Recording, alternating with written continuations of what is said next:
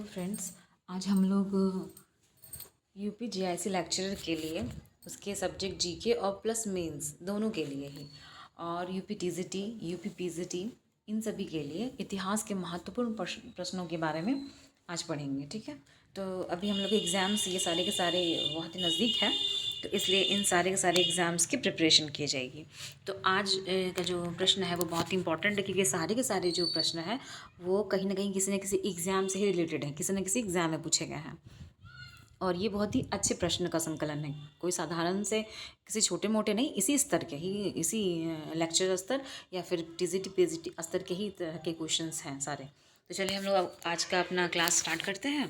आज जो हमारा पहला प्रश्न है वो है नवसाह सांचरित के लेखक कौन है। पहला जो हम लोग का प्रश्न है उसका नाम वो प्रश्न है आपका कि नवसाह सांचरित के लेखक कौन है। तो अगर आप लोग इसका जवाब आता है तो इसका जब आंसर करिए। इसका आंसर क्या होगा?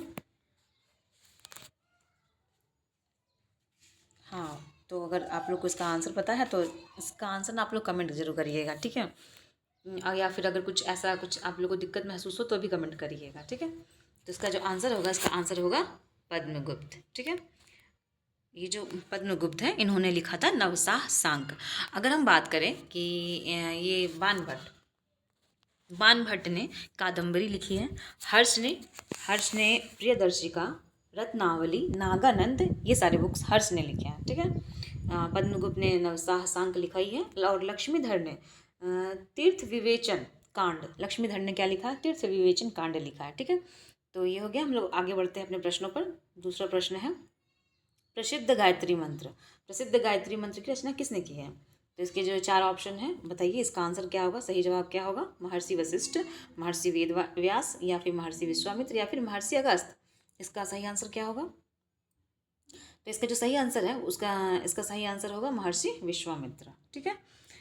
आपको ये पता होगा कि जो ये प्रसिद्ध गायत्री मंत्र है ये ऋग्वेद के 3रे मंडल में इसका वर्णन है और एक देवी सूक्त है। ये गायत्री मंत्र जो है वो सावित्री देवी को, किसे? तो सावित्री देवी को समर्पित है। ये प्रातःकाल, सावित्री कौन है? सावित्री जो है वो प्रातःकाल की देवी है, ठीक है। अगर हम बात करें कि ये तो जो गायत्री मंत्र है वो तो ऋग्वेद के 3रे में है, 3रे मंडल में है। तो ये बताइए, आप लोग ये कमेंट करके बताइए कि ऋग्वेद के 2रे मंडल में कौन है, दूसरे मंडल में किसकी स्तुति है, ठीक है। 3रे मंडल में गायत्री मंत्र की स्तुति है और ये सावित्री देवी को समर्पित है। तो दूसरे मंडल में किस देवी या देवता का समर्पित है दूसरा मंडल, उसमें किसकी स्तुति की गई है, ठीक है। इसका आप लोग जवाब कमेंट में दीजिएगा, ठीक है। अब हम लोग आगे बढ़ते हैं अपने अगले प्रश्न पर। हमारा जो अगला प्रश्न है वो है गौरिक मृदभांड। गौरिक मृदभांड का संबंध किस धातु के भंडारों से माना जाता है? इसका आंसर क्या होगा बताइए। इसका आंसर अगर आप लोग को पता है तो इसका आंसर करिए। तो इसका आंसर क्या होगा? लोहा, सोना, तांबा या फिर चांदी, क्या होगा इसका आंसर बताइए। तो अगर हम बात करें इसके सही आंसर की, तो जो इसका सही आंसर है वो होगा क्या बताइए। इसका सही आंसर क्या होगा? इसका सही आंसर होगा तांबा, ठीक है। अगर हम बात करें कि ये जो गैरिक मृदभांड संस्कृति है ये कांस्ययुगीन संस्कृति मानी जाती है, क्योंकि इसमें तांबे का प्रयोग हुआ है, इसलिए कांस्ययुगीन संस्कृति है। इसकी विशेषता की बात करें कि इस संस्कृति की क्या विशेषता है, तो इसमें इसके जो बर्तन हुआ करते थे, जो मृदभांड हुआ करता था वो लाल रंग का, किस रंग का? तो लाल रंग का हुआ करता था, लाल रंग का। और साथ ही या तो ये लाल रंग का होगा या फिर ये गेरुए रंग का होगा। और इसकी जो सतह होगी वो कैसी होगी? खुरदरी होगी। इसकी सतह कैसी होगी? खुरदरी होगी, ठीक है। और अगर जब हम इस मृदभांड को छुआ जाए तो छूने पर इसका जो रंग है ना वो हाथों में लग सकता है, इसका रंग जो है वो हाथों पे लग जाएगा, ठीक है। ये गैरिक मृदभांड जो है उसके छूने पर उसका रंग हाथों पर लगेगा। और ये संस्कृति कब से कब तक की है? तो ये संस्कृति जो है 2000 ईसा पूर्व से 1500 ईसा पूर्व के बीच ये संस्कृति है। इसका विस्तार बात करें कि इतने लंबे समय की जो ये संस्कृति है तो इसका विस्तार किन क्षेत्रों पर है? तो इसका विस्तार जो है उत्तर भारत, उत्तर भारत में इसका विस्तार है। किस जगह पे? तो गंगा यमुना दोआब का जो क्षेत्र है, गंगा यमुना जो दोआब का क्षेत्र माना जाता है, गंगा यमुना का जो दोआब क्षेत्र है यहीं पे पश्चिमी उत्तर प्रदेश ये किस जगह पे थी? पश्चिमी उत्तर प्रदेश की जगह है, यहाँ पे इसका विस्तार माना जाता है। इसके अलावा भी ये पूर्वी पंजाब, उत्तरी पूर्वी राजस्थान तक इसका विस्तार माना जाता है। ठीक है, अगर बात करें कि ये जो गेरू मृदभांड संस्कृति है, क्या इसमें केवल बर्तन ही मिले हैं? तो नहीं, कई स्थलों पर ना इसके बर्तनों के साथ साथ तांबे के हथियार भी मिले हैं और औजार भी मिला है। क्या मिले हैं? तांबे के हथियार और औजार, दोनों ही मिली चीज़ें मिली हैं। अब हम लोग बढ़ते हैं अपने नेक्स्ट प्रश्न की ओर। हमारा अगला प्रश्न है कि उत्खनन में सांची के तीसरे स्तूप से क्या प्राप्त हुआ है? जब सांची का उत्खनन हुआ तो वहाँ पे क्या मिला? तीसरे स्तूप में क्या प्राप्त हुआ? आपको पता ही होगा कि सांची कहाँ है, तो मध्य प्रदेश में है। सांची कहाँ है? तो एमपी में पड़ता है ये। और इसका जब उत्खनन हुआ तो जो तीसरा स्तूप था उससे क्या मिला है? तो इसका ऑप्शन दिया क्या है? इसका ऑप्शन क्या क्या है? एक है, पहला है ऑप्शन कि हड़प्पा कालीन मोहरे और मिट्टी के खिलौने, दूसरे है सोने के सिक्के, मुगल कालीन हथियार, तीसरा है महात्मा बुद्ध और उनके शिष्यों। कौन कौन से शिष्य? सारीपुत्र और महामोद गलायन, इनके अस्थि के अवशेष मिले हैं, या फिर ऋग्वेद काल के लोह उपकरण मिले। बताइए इन चारों में से क्या है जो सांची के उत्खनन पर तीसरे स्तूप से प्राप्त हुए हैं? अगर आपको इसका सही आंसर पता है तो कमेंट करिएगा। ठीक है, अगर हम बात करें इसके सही आंसर क्या होगा, तो इसका सही आंसर जो है वो है भगवान बुद्ध और उनके शिष्य सारीपुत्र और महामोदगलायन के अस्थि अवशेष मिले हैं। ये जो सांची का स्तूप है, इसकी खोज कब हुई थी? तो इसकी खोज 1818 ईस्वी में। कब हुई थी? 1818 ईस्वी में हुई थी। किसने किया था? जनरल रायलट ने किया था। इसकी खोज किसने की थी? जनरल रायलट ने की थी। और चूंकि सांची का स्तूप जो है वो मध्य प्रदेश में है, तो मध्य प्रदेश के रायसेन जिले में। किस जिले में है? तो ये मध्य प्रदेश के रायसेन जिले में है। ठीक है, और सांची के इस स्तूप के अंदर जो है आपको ये अभी जैसे हम लोगों ने बात करी कि तीसरे स्तूप में आपको ये चीज़ें मिली हैं, सारीपुत्र और महामोद गलायन के जो अस्थि अवशेष है वो तीसरे स्तूप में मिले हैं। परंतु जो इसका जो पहला मिला है, पहला स्तूप जो मिला है, उसमें सिर्फ सारीपुत्र के ही अस्थि अवशेष मिले हैं। ठीक है, तो अब हम लोग बढ़ते हैं अपने अगले प्रश्न की ओर। हमारा जो अगला प्रश्न है वो है कपिलवस्तु महाविहार अंकित कपिलवस्तु महाविहार अंकित सील, ये कहाँ से प्राप्त हुआ है? कपिलवस्तु भगवान बुद्ध का एक ऐसा स्थान है जहाँ पर उन्होंने 29 वर्ष बिताए थे अपने जीवन के। उनका जब जीवन का जो शुरुआती 29 वर्ष था वो कहाँ पे बीता है? कपिलवस्तु में बीता है। इसके बाद ही जाकर के उन्होंने आगे अपना ज्ञान प्राप्ति के लिए उन्होंने घर का त्याग किया था, गृह त्याग किया था।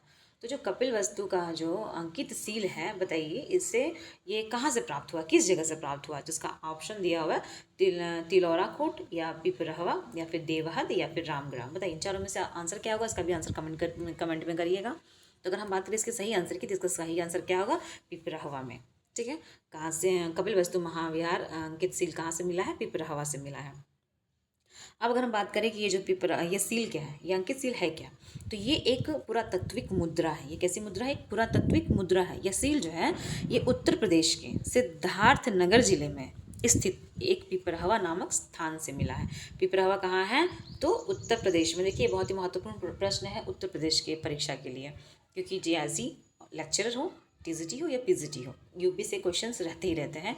खास करके यूपी इतिहास का प्रश्न तो वो एक ना एक जरूर रहता है। ठीक है, तो ये प्रश्न बहुत ही महत्वपूर्ण है, इस प्रश्न को ज़रूर देखिएगा। तो जो पिपरहवा है ये कहाँ है? उत्तर प्रदेश के सिद्धार्थनगर जिले में स्थित है। अगर बात करें कि ये पिपरहवा जो है, यहाँ पे जो प्राचीन ये जो कपिलवस्तु मिला है, तो इससे क्या साबित होता है? इससे सिद्ध क्या होता है? इससे सिद्ध होता है कि जो ये पिपरहवा ही प्राचीन कपिलवस्तु है।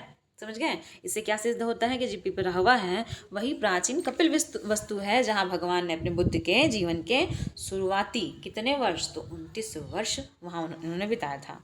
ये मुद्रा कैसी है? तो ये मुद्रा जो है, ये मुद्रा मिट्टी की है। ये कैसी मुद्रा है? तो ये मुद्रा जो है मिट्टी की मुद्रा है, और इसके ऊपर कुछ लिखा है। इसके ऊपर में, इस मुद्रा के ऊपर में कुछ लिखा हुआ था। वो किस भाषा में लिखा हुआ था? तो वो भाषा थी ब्राह्मी लिपि। ठीक है, किस लिपि में लिखा हुआ था? ब्राह्मी लिपि में लिखा हुआ था। और क्या लिखा हुआ था? लिखा हुआ था ओंग देवपुत्र विहारे कपिल वस्तुस भिक्षु संघस। क्या लिखा हुआ था? ओंग देवपुत्र विहारे कपिल वस्तुस भिक्षु संघस। इसका अर्थ क्या होता है? इसका अर्थ होता है कि कपिलवस्तु के देवपुत्र विहार के भिक्षु संघ की मुक्षा। इसका क्या अर्थ? इसका अर्थ क्या होता है? इसका अर्थ होता है कि कपिलवस्तु के देवपुत्र विहार के कपिलवस्तु कपिल वस्तु के देवपुत्र बिहार के भिक्षु संघ की मुख्य, इसका अर्थ होता है। ठीक है, अगर बात करें कि ये जो सील है ये किस काल के माने जाते हैं, तो ये सील जो है कुषाण काल के माने जाते हैं। ठीक है, ये सील किस काल के माने गए हैं, तो ये कुषाण काल के माने गए। अब हम लोग बढ़ते हैं अपने अगले प्रश्न की ओर। हमारा जो अगला प्रश्न है वो है पार्श्वनाथ का संबंध किस वंश से है। पार्श्वनाथ जो जैन धर्म के हैं, जैन धर्म से संबंधित माने जाते हैं। तो जो पार्श्वनाथ हैं ये किस वंश से हैं, इनका संबंध किस वंश से है। अगर हम बात करें कि जो पार्श्वनाथ हैं ये आपके, अच्छा इसका आंसर आप लोग कमेंट में जरूर लिखिएगा। पार्श्वनाथ जो है जैन धर्म के कितने नंबर के कितने तीर्थंकर है, कितने नंबर की ये तीर्थंकर है, इसका आंसर आप लोग कमेंट में लिखिएगा। ठीक है, तो जो पार्श्वनाथ है इसका आंसर क्या होगा बताइए। तो किस वंश से संबंधित है, काशी के पुराने वंश इक्ष्वाकु। ये एक सेकेंड अभी थोड़ा सा मौसम जो है वो बादल वाला हुआ है, इसलिए हवाएं बहुत तेज चल रही है, इसलिए खिड़कियाँ वगैरह आवाज़ कर रही हैं। तो ये बताइएगा कि पार्श्वनाथ जो है उनका संबंध किस वंश से। उनका संबंध जो है काशी के पुराने इक्ष्वाकु वंश से है, या फिर मौर्य वंश से है, या फिर हर्यंक वंश से है, या गुप्त वंश से है। अच्छा हाँ, इक्ष्वाकु जो वंश है इसमें थोड़ा सा इच्छवा लिखा गया है, बट इक्ष्वाकु वंश ठीक है इससे संबंधित है। ये इन तीनों में से, इन चारों में से क्या होगा आंसर बताइए। तो इसका जो सही आंसर होगा वो होगा काशी के पुराने इक्ष्वाकु वंश से संबंधित है ये। ठीक है, इनके पिता का नाम क्या है। पार्श्वनाथ के पिता का नाम जो है अश्वसेन है। वो कौन थे, वे वाराणसी यानी काशी के ही राजा थे। वे उनके पिता जो अश्वसेन थे वे वाराणसी के राजा थे। और उनके माता का नाम क्या है, इनके माता का नाम है वामा देवी। इन्हें पुरुष पादनीय भी कहा जाता है। पार्श्वनाथ को पुरुष पादनीय भी कहा जाता है। ठीक है, और इनका जो प्रतीक चिन्ह क्या है, इनका प्रतीक चिन्ह सर्प है यानी सांप है। अब हम लोग बढ़ते हैं अपने अगले प्रश्न की ओर। हमारा जो अगला प्रश्न है वो है कि विष्णु के अवतार, ठीक है, विष्णु के अवतार को उनके काल क्रम के अनुसार व्यवस्थित करिए। भाई विष्णु भगवान का आपको पता ही है कि कई सारे वो अवतार लिए हैं इस धरती पर अपने कर्मों को करने के लिए। जैसे हम लोग यहाँ अपने धरती पर अपने अपने कर्मों को कर रहे हैं अपने जीवन को चलाने के लिए, वैसे ही भगवान विष्णु भी का भी अवतार इस धरती पर हुआ था किसी न किसी रूप में, अलग अलग रूपों में। वो किसी कभी या तो किसी राक्षस का वध करने के लिए, या तो फिर धरती पर धर्म की स्थापना करने के लिए। ठीक है, तो उनका जो अवतार हुआ तो वो उनका जो क्रम है वो बताइएगा। तो बताइए सबसे पहले कौन सा होना चाहिए। ये मत्स्य अवतार पहले हुआ, या रामा अवतार हुआ, या फिर कुर्मा अवतार हुआ, या कृष्णा अवतार हुआ, क्या हुआ। इसका आंसर सही बताइएगा, क्या होगा इसका आंसर। तो इसका आंसर मैंने बोल ही दिया, इसका आंसर होगा ए, यानी सबसे पहले उनका कौन सा अवतार हुआ था। सबसे पहले जो उनका अवतार हुआ था वो हुआ था मत्स्य अवतार, फिर उन्होंने लिया कुर्मा अवतार, फिर उन्होंने लिया कृष्णा अवतार, और तब जाके लिया उन्होंने रामा अवतार। ठीक है, ये है हमारा प्रश्न। अब हम लोग बढ़ते हैं अपने अगले प्रश्न की ओर। अब जो हमारा अगला प्रश्न है वो होगा कि निम्न में से कौन सा जैन साहित्य है। इसका आंसर बताइएगा कि इनमें से जैन साहित्य कौन सा है। ब्रह्म पुराण है, कालिका पुराण है, भविष्य पुराण है, या हरिवंश पुराण है। इनमें से जैन साहित्य कौन सा होगा बताइए। इसका आंसर आप लोग बताइएगा, और अगर इसका आंसर आप लोग को पता है तो आप लोग कमेंट ज़रूर करिएगा। ठीक है, तो इसका जो सही आंसर होगा वो क्या होगा। इसका सही आंसर होगा कि एक मिनट, हाँ इसका सही आंसर होगा हरिवंश पुराण। ठीक, कौन सा जैन साहित्य है, हरिवंश पुराण जो है वो जैन साहित्य से संबंधित है। अगर हम बात करें कि पुराण जो है जैन साहित्य में पुराणों को बहुत ही महत्व रहा है। ठीक है, महत्वपूर्ण स्थान रहा है पुराणों का।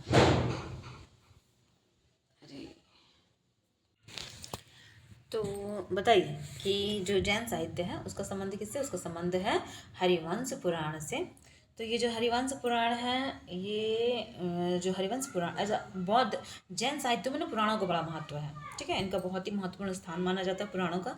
इनकी जो भाषा है, इनके जो पुराण होते हैं जैन साहित्य के, वो किन किन भाषा में पाया जाता है। तो प्राकृतिक भाषा में, संस्कृत में, प्राकृतिक में, संस्कृत में और अपभ्रंश में। ठीक है, ये तीन भाषा जो है खास करके जैन साहित्य के पुराण इन तीन भाषाओं में मिलते हैं। अगर हम बात करें कि जैन साहित्य का, एक तो हरिवंश पुराण है, और कौन कौन से पुराण हैं, तो एक है पद्म पुराण, दूसरा है आदि पुराण, तीसरा है उत्तर पुराण, फिर महापुराण, हरिवंश पुराण, ऐसे भी कई सारे और पुराण भी हैं। ठीक है, अब हम लोग बढ़ते हैं अपने अगले प्रश्न पे। हमारा जो अगला प्रश्न है हमारा जो अगला प्रश्न है वो है कि भारत छोड़ो आंदोलन, ठीक है, ये जो भारत छोड़ो आंदोलन के समय में सबसे लंबी अवधि के लिए सरकार कहाँ स्थापित हुई थी, बताइए। ये मॉडर्न हिस्ट्री का प्रश्न है, बताइए कि भारत छोड़ो आंदोलन के समय सबसे लंबी अवधि के लिए सरकार स्थापित कहाँ हुई। इसका आंसर आप लोग कमेंट में जरूर करिएगा क्योंकि मॉडर्न हिस्ट्री का बहुत ही इंपॉर्टेंट क्वेश्चन है, ठीक है। तो इसका आंसर क्या होगा, तामलुक, बलिया, सतारा या इनमें से कोई नहीं। क्या होगा इसका आंसर, इसका आंसर होगा, इसका हम सही आंसर की बात करें तो सही आंसर होगा सतारा, ठीक है। सबसे लंबी अवधि के लिए भारत छोड़ो आंदोलन जिस समय चल रहा था उस समय सबसे लंबी अवधि के लिए जो सरकार बनी थी कहाँ बनी थी, सतारा की बनी थी। अब हम लोग बढ़ते हैं अपने अगले प्रश्न की ओर कि महेंद्र वर्मन प्रथम जो है उनकी उपाधि क्या थी, महेंद्र वर्मन प्रथम की क्या उपाधि थी। तो इसका आंसर क्या होगा, इसके जो 4 ऑप्शन है, पहला ऑप्शन क्या है, गाथा सप्तशती, अमोघ वर्ष, प्रियदर्शी या विचित्रचित। महेंद्र वर्मन प्रथम को कौन सी उपाधि दी गई थी इनमें से। तो इसका सही आंसर क्या होगा, इसका सही आंसर होगा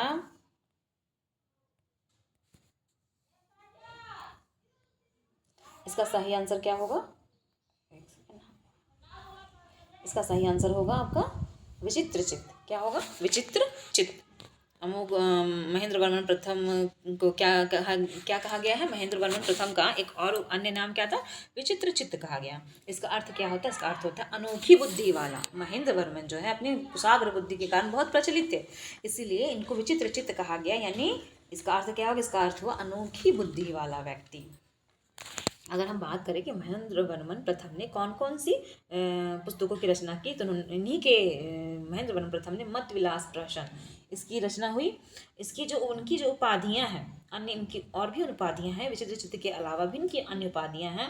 क्योंकि इन्होंने मत विलास प्रहसन की रचना की इसलिए इस वजह से इनको मत विलास कहा गया।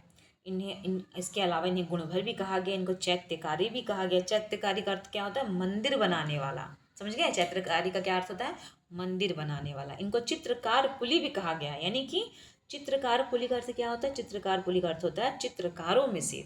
इनकी चित्रकला भी बहुत अच्छी थी, ये चित्रकला में बहुत निपुण थे, इसलिए इनको चित्रकार पुली भी कहा गया है। ये चित्रकारों में शेर जिसका अर्थ होता है।